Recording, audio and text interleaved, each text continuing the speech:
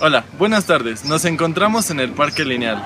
Somos un equipo conformado por la licenciatura en fisioterapia de la UAP. Nuestro equipo está conformado por Dani, Mario, Dylan, Edith, Rodolfo, Kevin y su servidor Raúl. Nos encontramos en estas instalaciones para preguntarle a la gente acerca de lo que piensa sobre la marcha, ya que de esto vamos a hablar el día de hoy. Vamos a entrevistar a las personas acerca de lo que es marcha. Vamos a preguntarle a ese señor, pero ya se nos fue. Entonces vamos con nuestra siguiente víctima. Hola, joven, buenas tardes. Hola, ¿cómo estás? Muy bien, muy Mira, bien. fíjate que estudio en la licenciatura en fisioterapia aquí en la UAP. Entonces, veo que te ves muy saludable y que vienes a hacer ejercicio. ¿Te puedo hacer un par de preguntas? Sí, adelante, no hay problema. Oye, si te pregunto qué es la marcha, ¿qué se te viene a la mente? Bueno, yo creo que la marcha es aquella característica del hombre como especie que nos permite podernos desplazar gracias a las características corporales que tenemos de un lado a otro. Oye, me parece muy interesante, o sea que aparte de una buena figura, también eres intelectual. Pues sí. Muchas gracias. No, ustedes, Nos vemos, que estén muy bien. continúes haciendo. Ahora ya supimos qué es lo que piensa la gente acerca de qué es la marcha, pero necesitamos ahondar un poco más en lo que es este tema. Así que para eso vamos a ir con mi compañero Mario hasta la Universidad Autónoma de Puebla. Mario, vamos contigo. Nos vemos. Muchas gracias, Raúl. Estamos aquí en la Facultad de Fisioterapia de la Benemérita Universidad Autónoma de Puebla y bueno, vamos a hablarle acerca de marcha. Primero debemos de empezar por definirla. La marcha es la serie de movimientos rítmicos y alternantes de las extremidades y del cuerpo que determinan un movimiento hacia adelante del centro de gravedad con el mínimo gasto de energía. Para el estudio de la marcha es importante que tomemos en cuenta dos parámetros, los espaciales y los temporales. Estos nos darán una descripción básica de la marcha y nos podremos identificar deficiencias corporales o limitaciones funcionales. Vamos a comenzar con los parámetros temporales. Iniciamos con el ciclo de la marcha, que es el intervalo comprendido entre dos choques sucesivos del talón del mismo pie con el piso.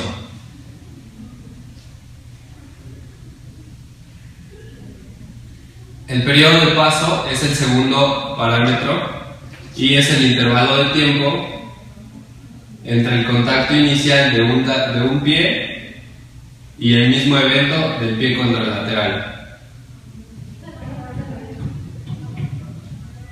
El periodo de soporte es el tiempo que pasa entre el instante en que el pie hace un contacto inicial con el suelo hasta que éste se despega de él. El periodo de balanceo u oscilante es el momento en el que el pie está en el aire.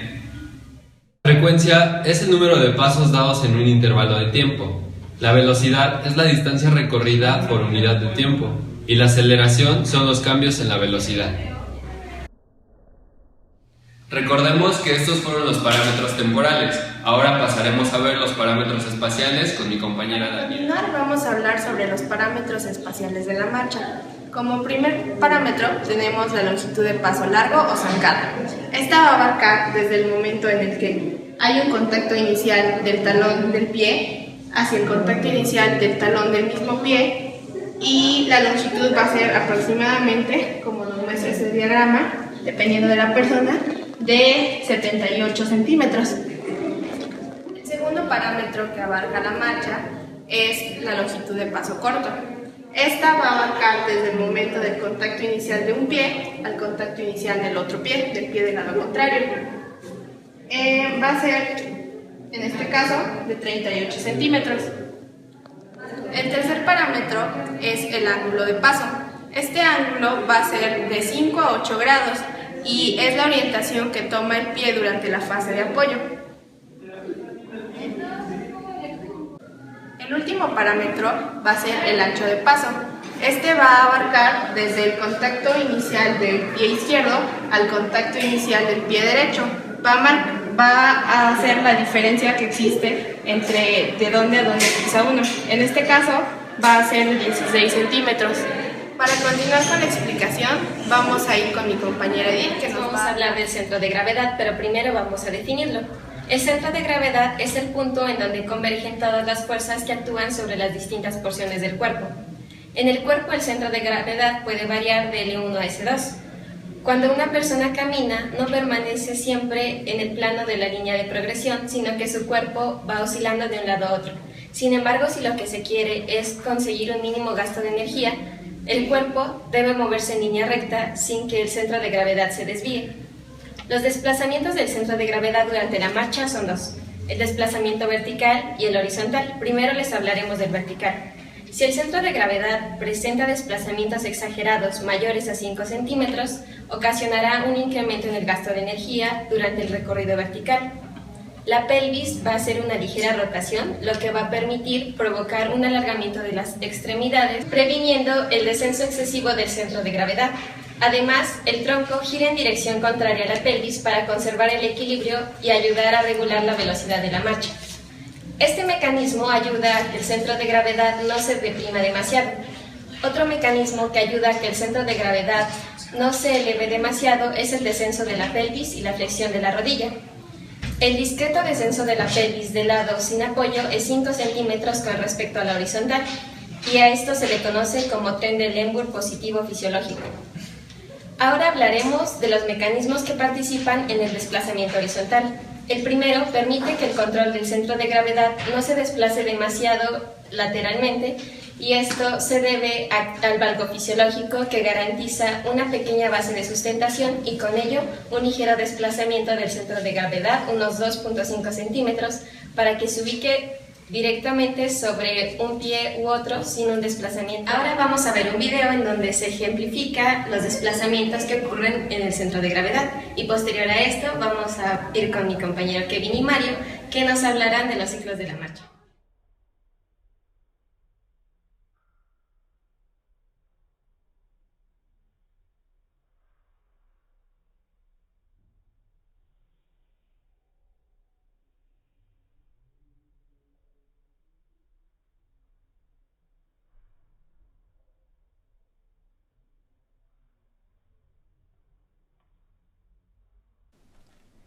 Primera fase.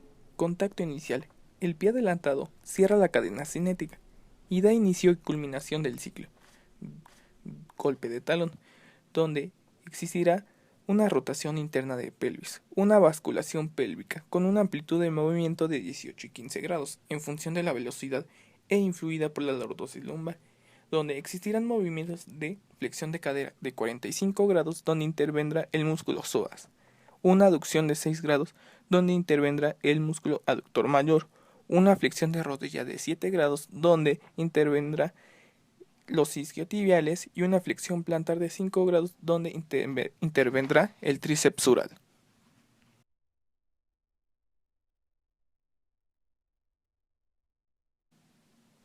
Segunda fase. Respuesta a la carga. Aquí el pie está en contacto total con el piso y se da un primer doble apoyo. También existe un doble apoyo posterior o de empuje y un doble apoyo anterior o de frenado. En el doble apoyo posterior o de empuje, el pie tomado como referencia está en una situación posterior, apoyado por su parte anterior. Esto acelera el cuerpo hacia adelante. En el doble apoyo anterior o de frenado, el pie tomado como referencia está en una situación anterior, apoyado por el talón. Aquí frena la aceleración del cuerpo hacia adelante. Esto ocurre en el contacto inicial y soporte terminal. En la respuesta a la carga, es el punto más bajo del desplazamiento vertical con respecto a la gravedad, y existirá una rotación externa de pelvis y... Tercera fase, soporte medio. Aquí la extremidad contralateral pierde contacto con el piso. Esta fase es de un 10 a un 30% del ciclo total de la marcha. Se notará un primer apoyo unilateral y también el punto más alto en el desplazamiento vertical del centro de la gravedad. También observaremos una rotación externa del pelvis y una inclinación de la pelvis de la pierna del soporte medio. Aquí el hueso ilíaco se dirigirá hacia arriba y el hueso ilíaco de la pierna oscilante hacia abajo. En los movimientos se observará una flexión de rodilla con un ángulo de 5 grados con una máxima extensión.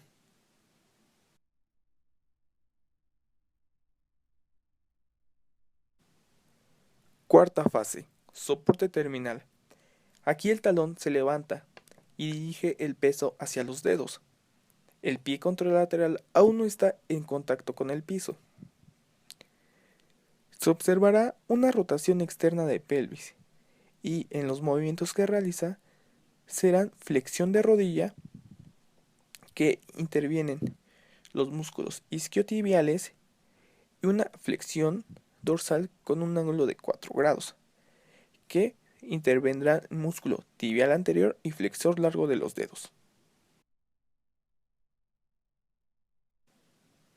Quinta fase o prebalanceo. En el inicio, el pie contralateral entrará en contacto con el piso y al final el pie ipsilateral se despegará del piso. Aquí notaremos un segundo doble apoyo y también una rotación interna de pelvis. En los movimientos se notará una abducción con un ángulo de 8 grados y una flexión dorsal máxima. Aquí el pie se preparará para iniciar el balanceo.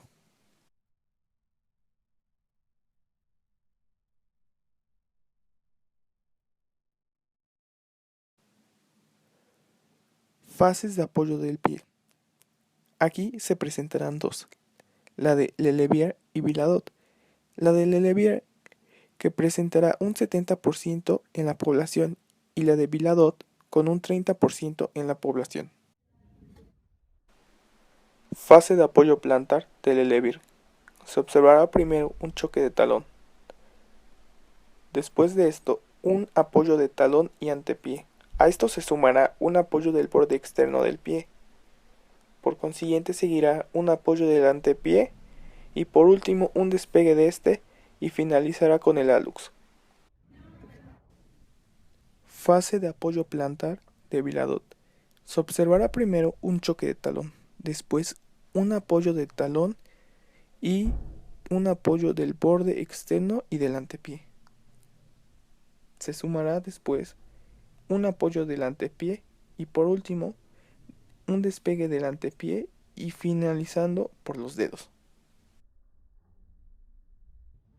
Ahora comencemos a hablar acerca del periodo de oscilación y sus fases. Comenzaremos con el balanceo inicial.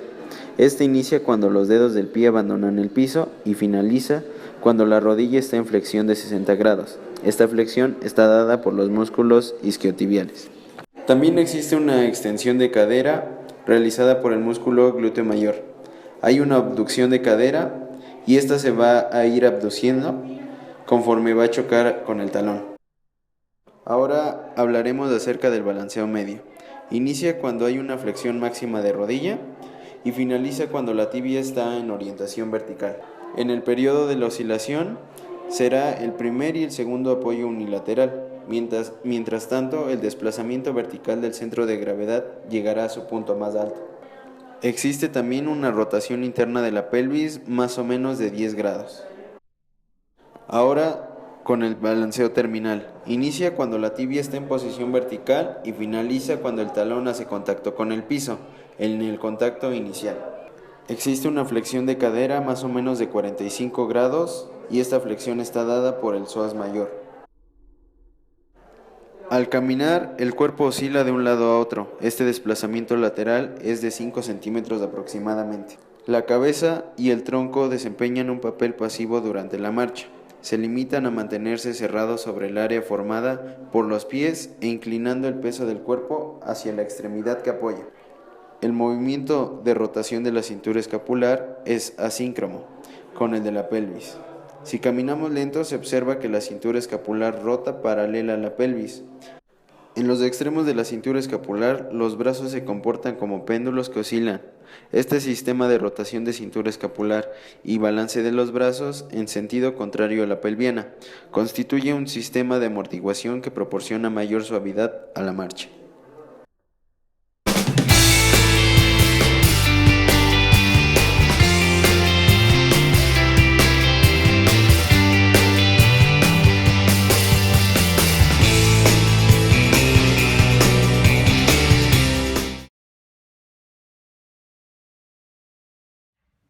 Previniendo el descenso excesivo del centro de gravedad. La frecuencia es el número de pasos en un intervalo de tiempo. La velocidad es la distancia atrás. O sea, va como que el cable por atrás y aquí tiene una cosa. Vamos. Wey. Ay. Y creo que este va como que así, ¿no?